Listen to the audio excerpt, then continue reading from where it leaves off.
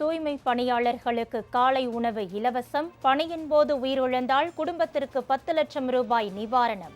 தமிழக அமைச்சரவை கூட்டத்தில் ஒப்புதல்.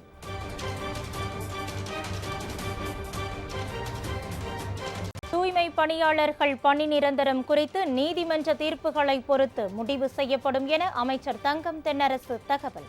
போராட்டத்தை கைவிட்டு பணிக்கு திரும்ப வேண்டுகோள்.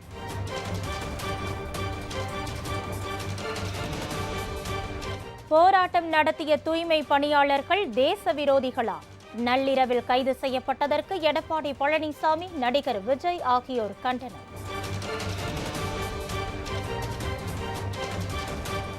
கைது செய்யப்பட்ட 922 தூய்மை பணியாளர்கள் 12 இடங்களில் தங்க வைக்கப்பட்டுள்ளனர். தடையை மீறி தூய்மை பணியாளர்களை சந்தித்த தமிழிசை மீது வழக்கு.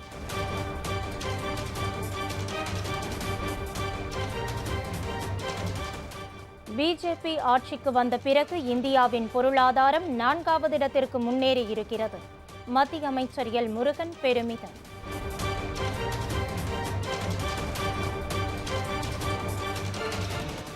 டெல்லியில் தெருநாய்களை காப்பகத்திற்கு மாற்றும் உத்தரவுக்கு எதிரான வழக்கு. தேதி குறிப்பிடாமல் தீர்ப்பை ஒத்திவைத்தது உச்சநீதிமன்றம்.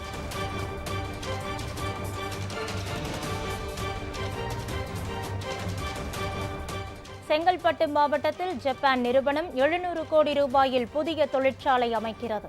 முதல்வர் ஸ்டாலின் முன்னிலையில் ஒப்பந்தம் கையெழுத்து.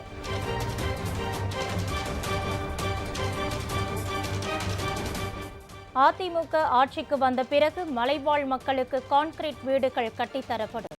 அதிமுக பொதுச் செயலாளர் எடப்பாடி பழனிசாமி உறுதி.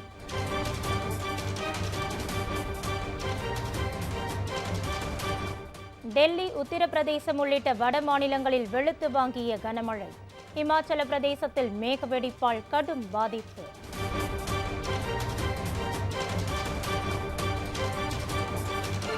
தலா 1.25 லட்சம் ரூபாய் அபராதத்துடன் தமிழக மீனவர்கள் 7 பேர் விடுதலை. இலங்கை மன்னார் நீதிமன்றம் உத்தரவு.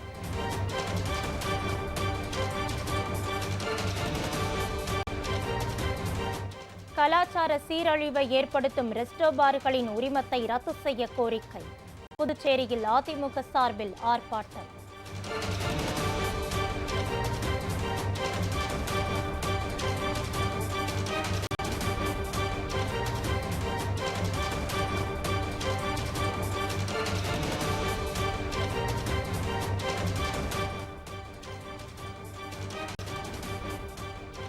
மார்த்தாண்டம் அருகே பொதுமக்களுக்கு இடையூறாக உள்ள மதுக்கடையை அகற்ற வலியுறுத்தல். போராட்டம் நடத்திய காங்கிரஸ் நிர்வாகி கைது.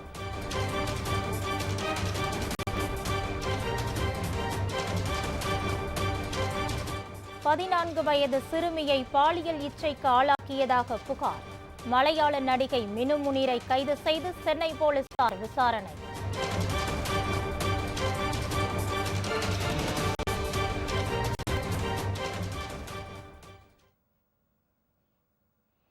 தூய்மை பணியாளர்களுக்கு இலவசமாக காலை உணவு வழங்குதல், 30,000 குடியிருப்புகளை கட்டித் தருவதோடு பணியின் போது உயிரிழந்தால் 10 லட்சம் ரூபாய் வழங்கவும் தமிழக அமைச்சரவை கூட்டத்தில் ஒப்புதல் அளிக்கப்பட்டுள்ளது. தமிழக அமைச்சரவை கூட்டம் முதலமைச்சர் மு.க.ஸ்டாலின் தலைமையில் தலைமைச் செயலகத்தில் நடைபெற்றது. இதில் தூய்மை பணியாளர்களின் நலன்களை பாதுகாக்கும் 6 திட்டங்களுக்கும் பல்வேறு தொழில் முதலீட்டு திட்டங்களுக்கும் ஒப்புதல் அளிக்கப்பட்டது. அமைச்சரவை கூட்டத்திற்கு பின்னர் செய்தியாளர்களிடம் நிதியமைச்சர் தங்கம் தென்னரசு இதனை தெரிவித்தார்.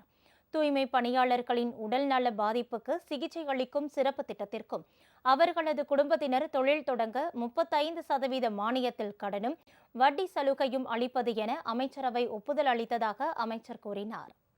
தூய்மை பணியாளர்களுடைய குடும்பங்களுடைய எதிர்கால நலனையும் வாழ்வாதாரத்தையும் முழுமையாக உறுதி செய்யக்கூடிய வகையில் இந்த நிதி உதவியுடன் கூடுதலாக இந்த பணியாளர்களுக்கு 5 லட்சம் ரூபாய் அளவிற்கு காப்பீடு இலவசமாக வழங்கப்படும்.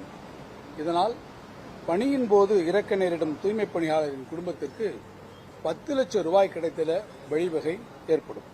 தூய்மை பணியாளர்களுடைய குழந்தைகள் எந்த பள்ளியில் பயின்றாலும் அவர்களுக்கு உயர்கல்வி கட்டண சலுகை மட்டுமின்றி விடுதி கட்டணம், புத்தக கட்டணங்களுக்கான உதவித்தொகையை வழங்கிடும் வகையில் புதிய உயர்கல்வி உதவித்தொகை திட்டம் ஒன்று செயல்படுத்தப்படும். நகர்ப்புறங்களில் சொந்த வீடு இல்லாத தூய்மை பணியாளர்களுக்கு வரும் 3 ஆண்டுகளில் 30,000 குடியிருப்புகள் கட்டித்தரப்படும். நகர்ப்புற உள்ளாட்சி அமைப்புகளில் பணியில் ஈடுபடும் பணியாளர்களுக்கு காலை உணவு அந்தந்த உள்ளாட்சி அமைப்புகளால் இலவசமாக வழங்கப்படும். இத்திட்டம் முதற்கட்டமாக பெருநகர சென்னை மாநகராட்சியில் செயல்படுத்தப்பட்டு படிப்படியாக மற்ற நகர்ப்புற உள்ளாட்சி அமைப்புகளுக்கும் விரிவுபடுத்தப்படும். பணியாளர்களின் நலனில் முதலமைச்சரும் அரசும் அக்கறை கொண்டிருப்பதால் போராட்டத்தில் ஈடுபட்டு உள்ளவர்கள் பணிக்கு திரும்ப வேண்டும் என வேண்டுகோள் விடுத்த அமைச்சர் தங்கம் தென்னரசு பணி நிரந்தரம் குறித்து நீதிமன்ற தீர்ப்பை பொறுத்து முடிவு செய்யப்படும் என்றார். பணி நிரந்தரம் பற்றி நீங்க சொல்றீங்க, இது குறித்த வழக்குகள் 2 இடத்துல இருக்கு. ஒன்று உயர்நீதிமன்றத்தினுடைய தீர்ப்பு ரிசர்வ்ல இருக்கு, இன்னொன்று தொழிலாய தீர்ப்பாயத்திலும் இருக்கிறது. எனவே அந்த வழக்கு முடிவுகள் வரும். அரசு உங்கள் மீது கொண்டிருக்கக்கூடிய அக்கறையின் மனதிலே வைத்து பொதுமக்களுடைய நலனை கருதி அதே போல உங்களுடைய மற்ற கோரிக்கைகளெல்லாம் மனதிலே வைத்து நீங்கள் உங்களுடைய வேலை நிறுத்தத்தை விடுத்து பணிகளுக்கு திரும்பி அந்த பணிகளில் ஈடுபட்டு செல்ல வேண்டும் என்று நான் அரசின் சார்பாக மிகுந்த அன்போடு கேட்டுக்கொள்கிறேன்.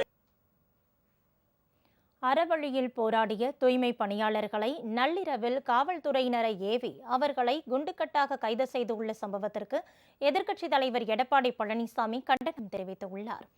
இது தொடர்பாக எடப்பாடி பழனிசாமி வெளியிட்டுள்ள அறிக்கையில், கொரோனா காலத்திலும் கூட குப்பைகளை நீக்கி சுத்தம் செய்த தூய்மை பணியாளர்கள் மீது தாக்குதல் நடத்தி அவர்களை அப்புறப்படுத்தி பல்வேறு இடங்களில் காவல்துறையினர் சிறை வைத்திருப்பதை சுட்டிக்காட்டியுள்ளார்.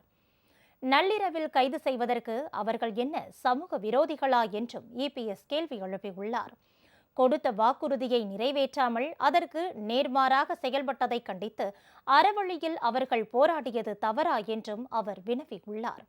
79 ஆண்டு கால சுதந்திர இந்தியாவில் தூய்மை பணியாளர்கள் மீது இதுபோன்ற அடக்குமுறையை எந்த அரசும் ஏவியதில்லை.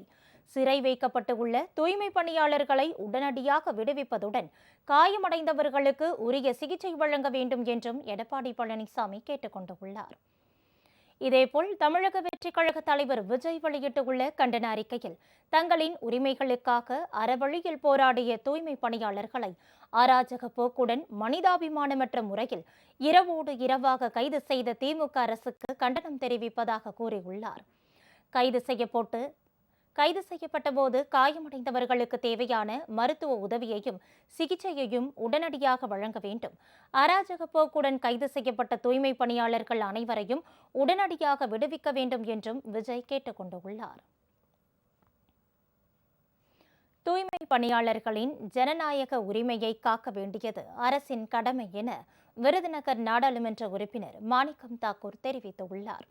மதுரை மாவட்டம் பெருங்குடியில் நாடாளுமன்ற உறுப்பினரின் தொகுதி மேம்பாட்டு நிதியிலிருந்து புதிதாக கட்டப்பட உள்ள நியாய விலைக் கடை கட்டுமான பணிக்கான பூமி பூஜை விழா நடைபெற்றது.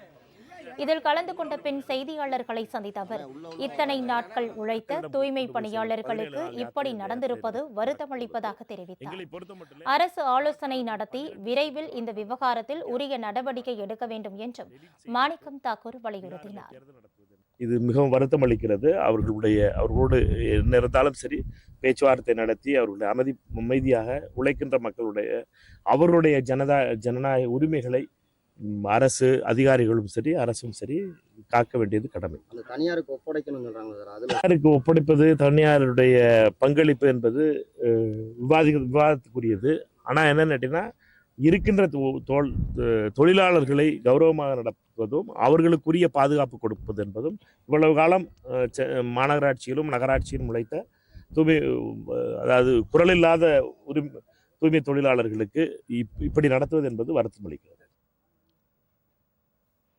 தலைநகர் டெல்லியில் தெருநாய்களை காப்பகங்களில் ஒப்படைப்பது தொடர்பான வழக்கில் விதிமுறைகள் மற்றும் சட்டங்களை முறையாக செயல்படுத்தவில்லை என்று அதிருப்தி தெரிவித்த நீதிபதிகள் வழக்கின் தீர்ப்பை தேதி குறிப்பிடாமல் ஒத்திவைத்தனர். டெல்லியில் அதிகரித்து வரும் தெருநாய்கள் பிரச்சினை தொடர்பாக தானாக முன்வந்து விசாரணை நடத்திய உச்சநீதிமன்றம் 8 வாரங்களில் அனைத்து நாய்களையும் பிடித்து காப்பகங்களில் அடைக்க வேண்டும் என்று உத்தரவிட்டது. சிறுவர் சிறுமிகள் பாதிக்கப்படுவதாகவும் ரேபிஸ் நோய் பரவுவதாகவும் நீதிபதிகள் தங்கள் தீர்ப்பில் குறிப்பிட்டிருந்தனர். இந்த உத்தரவுக்கு எதிராக விலங்கு நல ஆர்வலர்கள் தாக்கல் செய்த மேல்முறையீட்டு மனு உச்சநீதிமன்றத்தில் இன்று விசாரணைக்கு வந்தது. அப்போது டெல்லி அரசின் சார்பில் துஷார் மேத்தா ஆஜராகி வாதங்களை முன்வைத்தார். சிறுவர்கள் பாதிக்கப்படுவதால் நாய்களை அடைத்து வைக்க வேண்டும் என்று அவர் கூறினார். விலங்குகள் நல ஆர்வலர்கள் சார்பில் ஆஜரான கபில் சிபல் நோட்டீஸ் அனுப்பாமல் விசாரணை நடத்தப்படாமல் இதுபோன்ற உத்தரவை பிறப்பிக்கக்கூடாது என்றும் தெருநாய்கள் விவகாரத்தில் உரிய சட்டம் உள்ளதாகவும் வாதிட்டார். இதை பதிவு செய்து கொண்ட நீதிபதிகள் டெல்லி அரசின் செயலற்ற தன்மையால் தான் இதுபோன்ற நிலை ஏற்பட்டுள்ளதாகவும் உரிய சட்டங்கள் இருந்தும் அவை முறையாக பின்பற்றப்படவில்லை என்றும் அதிருப்தி தெரிவித்தனர். ஒரு பக்கம் தெருநாய்களால் மனிதர்கள் துன்பப்பட்டுக் கொண்டிருக்கிறார்கள், மறுபக்கம் விலங்குகள் நல ஆர்வலர்கள் தெருநாய்களுக்கு ஆதரவாக இருப்பதாக தெரிவித்த நீதிபதிகள் தீர்ப்பை தேதி குறிப்பிடாமல் ஒத்திவைத்தனர். அதிமுக ஆட்சி மீண்டும் அமைந்தவுடன் மலைவாழ் மக்களுக்கு கான்கிரீட் வீடுகள் கட்டித்தரப்படும் என அதிமுக பொதுச் செயலாளர் எடப்பாடி பழனிசாமி தெரிவித்துள்ளார். மக்களை காப்போம், தமிழகத்தை மீட்போம் என்ற பெயரில் எடப்பாடி பழனிசாமி தமிழ்நாடு முழுவதும் சுற்றுப்பயணம் மேற்கொண்டுள்ளார். அவர் இன்று ஏலகிரி மலைப்பகுதியில் உள்ள அத்தனாவூர் கிராமத்தில் மலைவாழ் மக்களிடம் குறைகளை கேட்டறிந்தார். அப்போது அவருக்கு மலைவாழ் மக்கள் பாரம்பரிய நடனமாடி வரவேற்றனர். பின்னர் அவர்களிடம் உரையாற்றிய பழனிசாமி, அதிமுக ஆட்சி அமைந்தவுடன் மலைவாழ் மக்களுக்கு குடிநீர், சாலை வசதி, மின் வசதி உள்ளிட்ட அடிப்படை வசதிகள் செய்து தரப்படும் என்றார்.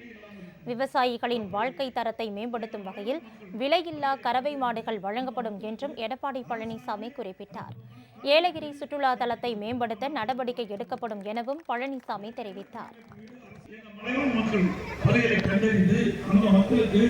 அரசாங்கமே அற்புதமான காங்கிரீட் வீடு கட்டி கொடுக்கப்படும். அதிமுக ஆட்சி வருவது ஏற்கனவே காங்கிரீட் வீடு அரசாங்கம் கட்டி கொடுக்கப்படுகிறது. இருந்தாலும் இப்பொழுது மீண்டும் அதிமுக ஆட்சி அமைந்த பொழுது இந்தியாவிலேயே பிரம்மாண்டமான காங்கிரீட் வீடுகள் ஏழைகளுக்கு தரமாக கட்டி. இனி வரும் செய்திகள்.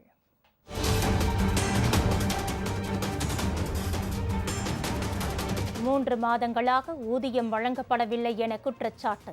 கடலூர் மாநகராட்சி அலுவலகம் முன்பு தூய்மை பணியாளர்கள் போராட்டம்.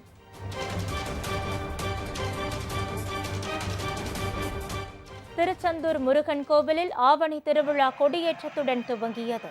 முக்கிய நிகழ்வான தேரோட்டம் 23ஆம் தேதி நடைபெறுகிறது. மற்றும் பல செய்திகள் விளம்பர இடைவேளைக்கு பிறகு.